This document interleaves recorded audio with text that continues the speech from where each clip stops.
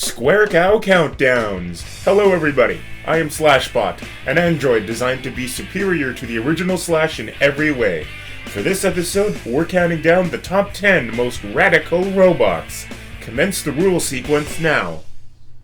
These characters can be from movies, TV shows, or video games, but I have to have played or watched the source material, and like the last two lists, I can only have one robot per franchise. Before we start, just know that there won't be anything from the Mega Man games or the RoboCop movies because I haven't played or seen any of them. In real life, cyborgs are humans with cybernetic implants, androids are robots built to resemble humans, and robots can come in all shapes and sizes, but for the purposes of this list, all three of them are fair game. Keep in mind that this list is mostly based on my own personal opinion, which will probably be different from your opinions. If you agree with me, great, tell me about it in the comments. And if you don't agree with me, then I shall vaporize you. Sorry, ignore that. My base programming rears its ugly head from time to time. If you don't agree with me, well then tell me about that too. So those are the rules. Let's not waste any more time and start ranking these radical robots. Why do so few people say radical anymore? It's a perfectly good word. Number 10. Inspector Gadget. Inspector Gadget is a cool cartoon. It introduced the greatness that is, this message will self-destruct, the evil villain that's nothing but a robotic claw, and of course Inspector Gadget himself. So when the live-action movie was released, I went to see it, and it was just okay. This movie was the second in Matthew Broderick's unfortunate downhill plummet, with 1998's Zilla being the first. Probably the best part about the whole movie is Michelle Trachtenberg. That was her then, and this is her 5 years later in one of my favorite comedies ever, Eurotrip. Puberty, you're doing it right. Now, if you'll excuse me, I need to make a quick alteration to my list of celebrities that I'm allowed to have sex with, even though I'm not married. Yet. Michelle, just an FYI, my offer still stands. Unfortunately, so does your restraining order against me. Number 9. The Iron Giant. This movie is a bit of a hidden gem from the late 90s. One of my personal favorite non-Disney 2D animated movies, The Iron Giant is about a robot from outer space that is actually a powerful weapon, but because the robot bumped its head when it arrived on Earth, it doesn't remember that it's a weapon.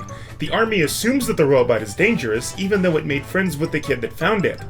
Even though the robot isn't dangerous all the time, they assume the worst and try to destroy it anyway.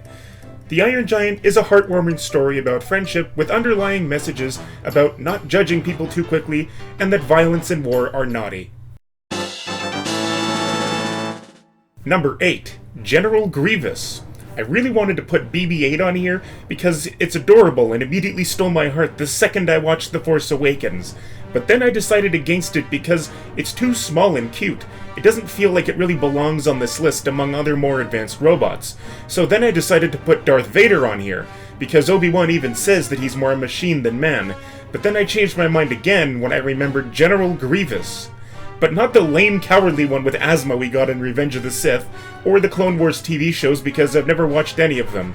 No, I'm talking about General Grievous from the very first LEGO Star Wars game. Why from that game in particular, you may ask? Because it was released before Episode 3, but yet it still contained 6 levels from the movie.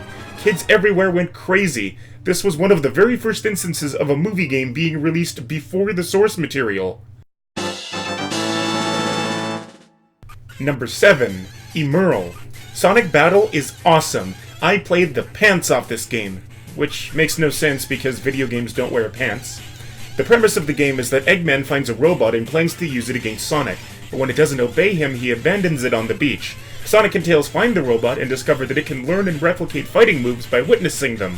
They also learn that the robot is powered by Chaos Emeralds. Sonic names the robot Emerl. Yes, I know it's a stupid name. Its real name, the Geezoid, isn't much better. The game's story is told through various chapters, and in each one, Emerl gets paired up with a different character. Watching Emerl mature and progressively become stronger over the course of the game is very fulfilling and satisfying. He eventually develops his own personality. It gets to the point that he behaves like an actual human. Organic life form. The only human in the game is Eggman. But hey, at least there's no Big the Cat. Number 6. No, I didn't put number 6 on here just so that I could say number 6, number 6. It's just a nifty little coincidence. Ah, Trisha Helfer. Sadly, there's no more room on my list. I'm certainly not getting rid of Erica Durance or Michelle Trachtenberg, but that's okay because I can still admire from afar.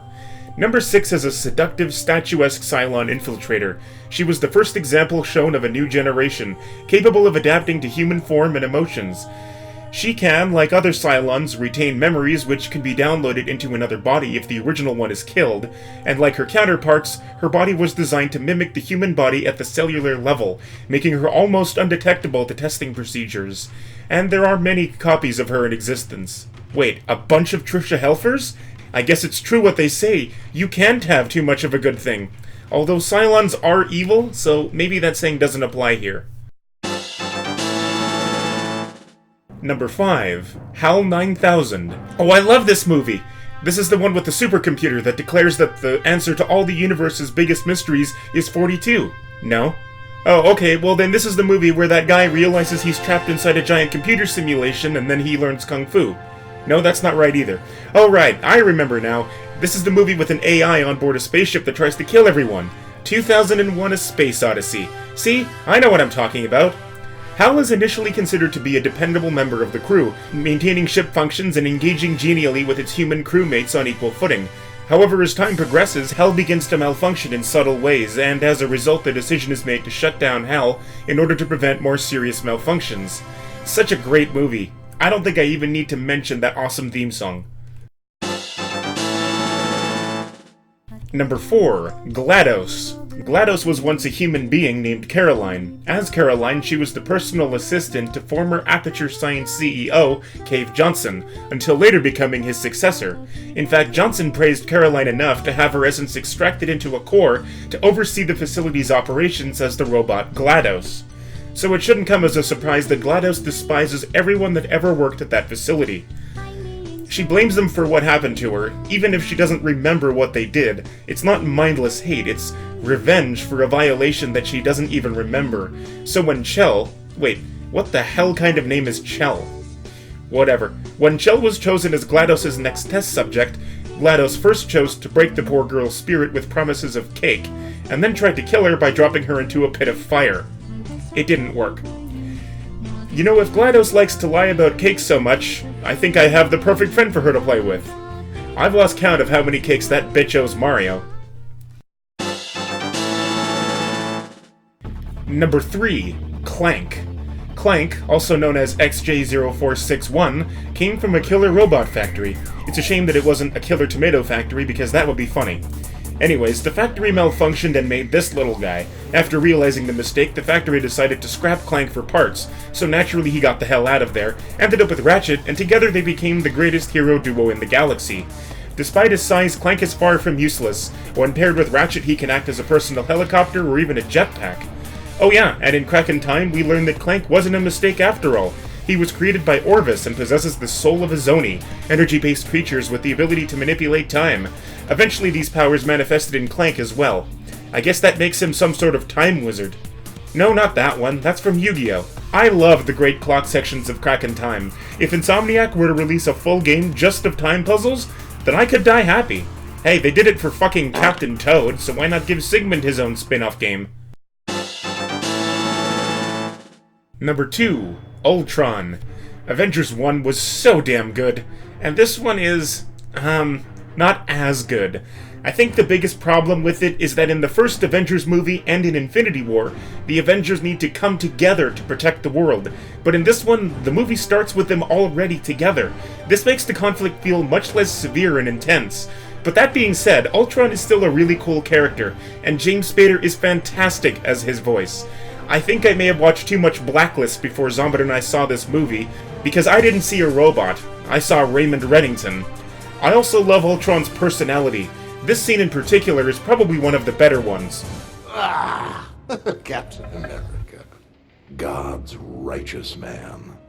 Pretending you could live without a war. I can't physically throw up in my mouth, but If you believe in peace, then let us keep it.